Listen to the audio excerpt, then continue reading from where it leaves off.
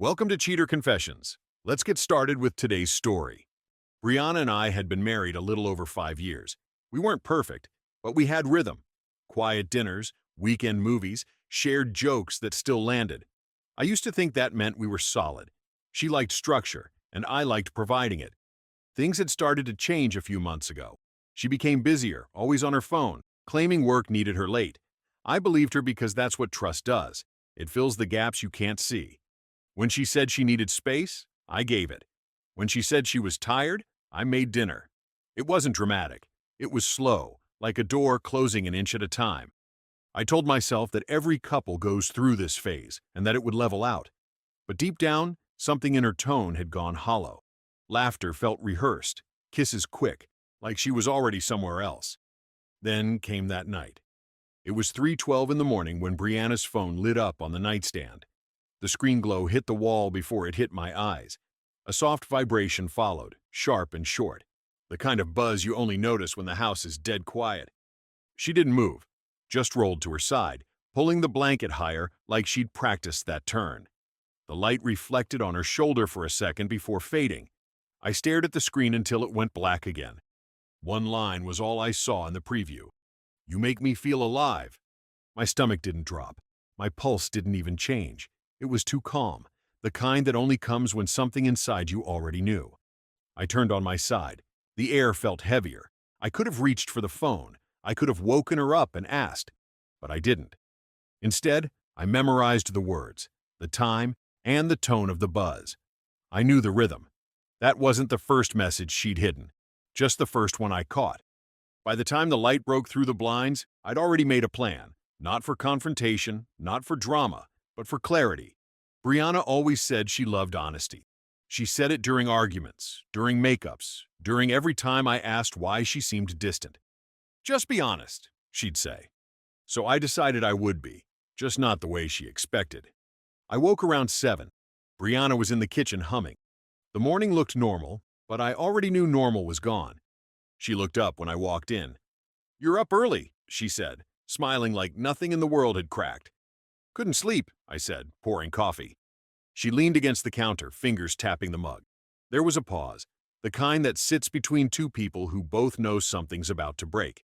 Then she said it. "I need to tell you something." I didn't answer, just waited. "I slept with Michael yesterday," she said. "I didn't want to lie to you anymore. You deserve honesty." Her voice didn't shake. She sounded rehearsed, like someone reading lines from a self-help book. I took a slow sip of coffee. "Congrats," I said. Her smile faltered. "That's all you're going to say? Seems like you already said everything." "I thought you'd be angry," she said quietly. "I was," I said. 3 months ago." The silence that followed filled the whole kitchen. She tried to explain, said it was about closure, about understanding her past, about not wanting secrets. Every word slid past me like background noise. While she talked, I was already doing math in my head. Rent from the last 2 years, her car insurance I'd covered, the course she'd quit halfway through, the necklace from last Christmas, the hospital bill when she twisted her ankle on vacation, $90,000. When she finally stopped talking, I nodded once. "You said you wanted to be honest. Let's start there." She frowned. "What does that mean?" "You'll see." That night, after she fell asleep on the couch, I opened my laptop and drafted an email. Subject: separation, private and quiet. I sent it to Angela, my lawyer. Her reply came within the hour. "I'll handle it discreetly." Exactly what I wanted. Angela called the next morning while I was parking outside the office. Her voice was steady, professional, and exactly what I needed. "David, you want a clean split? No court drama, right?" "Exactly," I said. "Then we'll document every shared expense you covered. Quiet, factual. I'll prepare a reconciliation statement by tonight." By the time I hung up, the first line of the plan was already forming in my head. I wasn't thinking about payback. I was thinking about balance. That evening, I sat at the dining table, the same one where we'd once celebrated anniversaries. I gathered receipts, bills, payment confirmations, and notes from the last few years. Each number felt like a piece of evidence in a trial I never signed up for. When Angela's draft arrived, it was perfect, simple and sharp. At the top, relationship reconciliation statement. At the bottom, total $90,000, paid in full your way. I stared at that line for a long time. It didn't sound cruel. It sounded final. Before bed, Brianna hovered by the kitchen counter, her tone suddenly soft. "We should talk," she said. "About what?" I asked. "Us. What happened? Maybe we can fix this. I was honest with you, David. That should mean something." I nodded slowly. "It does. It means the balance finally makes sense." She frowned, confused. "What does that even mean?" "You'll understand tomorrow." When I lay down beside her, she was already asleep. At 9:04 a.m., the doorbell rang. Brianna was still in her robe, hair tied back, sipping orange juice when she opened the door. A courier stood there holding a flat brown envelope. "Delivery for Mrs. Brianna," he said. She smiled and signed without hesitation. Probably thought it was a surprise from me. I just waited at the table, scrolling through emails as she tore the flap open. The first page slid halfway out before she froze. The firm's logo in black at the top. My lawyer's name printed cleanly under it. She flipped the sheet fully open, scanning the lines fast, her mouth parting slowly. "What is this?" she whispered. I took a sip of coffee. "A love bill." Her voice rose. "A what?" "Every bill, rent, gift, or favor I covered. 90,000 in total, paid in full, your way." "You can't be serious, David." "Completely." She blinked hard, trying to read the fine print again. "This is insane. You're putting a price on us?" "No," I said evenly. "I'm putting a price on what I paid for the version of you that was supposed to be honest." She laughed once, nervous and sharp. "This isn't funny." Neither was the message I saw at 3 a.m. The color drained from her face. "You looked at my phone?" "I didn't have to." She stood there, shaking slightly. "You're humiliating me." "No," I said, pushing back my chair. "You did that to yourself. I'm just closing the account." Her eyes welled up, but no tears fell yet. "I made a mistake." "Then this is the receipt." I picked up my jacket and walked toward the door. "Where are you going?" she asked. "Out," I said. "Anywhere quiet." I left before she could find another excuse. I drove with no direction for an hour before pulling into the parking lot of a small apartment complex on the edge of town. By the third day, she started posting quotes on social media.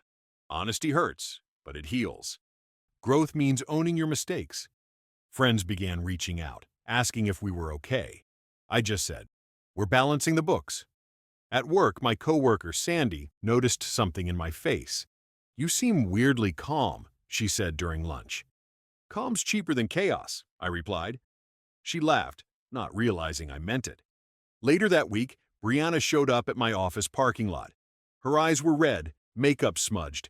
"David, please. We can fix this. It was one mistake." I folded my arms. "You already paid for it." "This isn't you," she said, shaking her head. "You're not cruel." "I'm not. I'm precise." She started crying then, real tears this time. "I was trying to be honest. Isn't that what you always wanted?" I looked her straight in the eyes. "Honesty's not a free pass, Brianna. It's a cost. You just didn't expect the invoice." She covered her face with her hands and walked away slowly, shoulders slumped like the weight had finally hit. 2 days later, Angela called. She signed the divorce petition acknowledgement. "I'll file it today." "Quietly?" I asked. "As you requested." By the end of the week, the paperwork was official. No courtroom, no witnesses, no screaming. Just signatures. That night, Brianna sent one last text. "I hope someday you understand why I told you." I typed one line back. "I do. You wanted to feel clean. I just made sure the numbers matched." Then I deleted her contact. The next morning, I woke up to silence. No buzzing phone, no performance, just quiet. 2 weeks later, Brianna asked for mediation.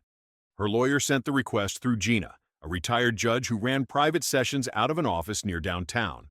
I agreed, not because I wanted to argue, because I wanted it finished. When I walked into the room, Brianna was already there. She'd dressed sharp, black suit, hair pulled back, but her eyes gave her away, tired, frantic under the surface. Gina gestured for us to sit. "Let's keep this civil. We're here to clarify final terms." Brianna spoke first. This $90,000 list is a joke. You can't invoice someone for love, David. I kept my voice calm. I didn't. I invoiced you for everything that wasn't love. Her lawyer shifted in his seat. Mr. David, emotional distress isn't measurable like rent. I slid a folder across the table. That's why I only listed measurable things: bills, repairs, tuition fees, insurance. You'll find receipts for every cent. Brianna flipped through the pages, her hands trembling. You're doing this to punish me. No, I said. If I wanted revenge, I'd have gone public. This is private, precise, honest. Gina looked at her gently. Brianna, his documentation is clear. It's not emotional, it's financial. She let out a shaky laugh. You all make it sound like I bought a house instead of ruining a marriage. Sometimes they cost the same, I said. Her voice cracked. You really don't love me anymore, do you? I did, I answered quietly. That's how we got here. For a second, the room went still. Brianna wiped her eyes, trying to hold what little control she had left. You win, she said. There's no win, I replied. Just zero. She stood abruptly, collected her papers, and walked out. Her lawyer followed. I walked out without looking back. The chapter was closing on its own. 3 months later, the call came from Angela. Funds transferred. Full amount. Settlement cleared, she said. Already? I asked. She wired it this morning. Divorce final by Friday. I thanked her, ended the call, and stared around me. The walls looked wider, like they were finally breathing again. That afternoon, I received an envelope. No return address, but I knew her handwriting immediately. Inside was a folded note. I didn't mean to destroy us. I thought honesty would make things easier. I was wrong. I hope you find peace, even if it's not with me. I read it twice, then placed it in the same folder as the settlement papers. Just another document that proved what once existed. That evening, I drove to the coast. For the first time in months, my mind wasn't replaying anything. I just sat there, watching the tide roll in and out like a ledger balancing itself. My phone buzzed once in my pocket, probably another message from her, but I didn't check. I turned it off and slid it beside me. The silence was clean, not heavy. When I got back home, Angela had sent the final confirmation. Divorce complete. Settlement recorded. Case closed. At the bottom of the document, my eyes stopped on the same line she'd kept from my original note. Paid in full, your way. I exhaled slowly. It didn't feel like revenge. It felt like closure. That night, I poured one glass of bourbon, stood by the window. For the first time, the quiet didn't echo. It rested. 3 months later, life had a rhythm again. I woke early, brewed coffee, and left the window open just to hear the city stretch awake. No alarms, no buzzing messages, no tension waiting behind small talk. The silence wasn't lonely anymore. It was earned. Work felt lighter, too. Even Sandy noticed one morning. You look different, she said, sliding a report across my desk. Like you finally slept. I did, I told her.